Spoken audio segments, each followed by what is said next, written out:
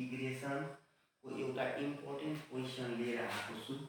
यो ए नम्बरको क्वेसन हो। के भनिरहेछ भन्दाखेरि I equals to integration x square plus 2 र x divided by x square plus 1 dx. यस्तो किसिमको प्रब्लम छ।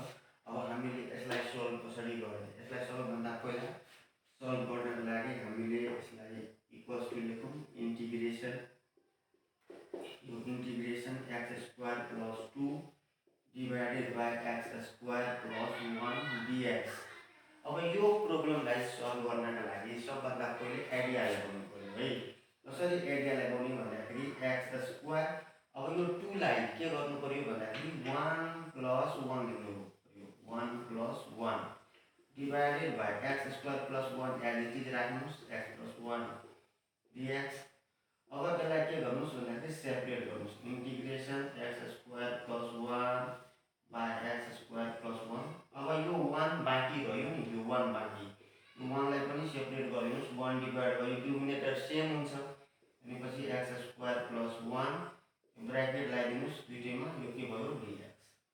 अब लास्ट अब स्टेप्समा के गर्नुहोस् भन्दाखेरि अब यो र यो सेम छ है, यहाँमा सेम लेखिरहेको छ, यो र यो क्यान्सल हुन्छ भनेपछि इन्टिग्रेसन डिएक्स प्लस, अब यसलाई पनि सेपरेट गरिदिनुहोस्। इन्टिग्रेसन 1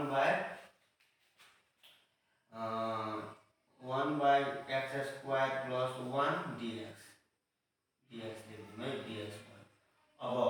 अब यसलाई के गर्ने भन्दाखेरि अब यो सिम्पल भइहाल्यो। अब सिंगल फर्ममा अब यसको फर्मुला के हुन्छ हाम्रो? डिएक्स को इन्टिग्रेसन हुन्छ x plus 1 by x square plus 1 को इन्टिग्रेसन हुन्छ टाइम इन्भर्स एक्स प्लस सी। यही नै हाम्रो फाइनल एन्सर हुन्छ। यसरी हामीले गर्नु पर्यो। धेरै सजिलो क्वेसन छ। X square plus 2 divide by x square plus 1 dx छ भने यसलाई केही पनि नगरिकन एक्स स्क्वायर प्लस 2, यो सेम क्वेसनै हो। हामीले 2 लाई 1 प्लस 1 लेख्ने, बाँकी एज इट इज छ, यसलाई सेपरेट गर्नु। X square plus 1 divide by x square plus 1 plus 1 divided by x square plus 1, यो र यो क्यान्सल गर्नु, डिएक्स बाँकी हुन्छ। 1 by x square plus 1 dx as it is छ यहाँ।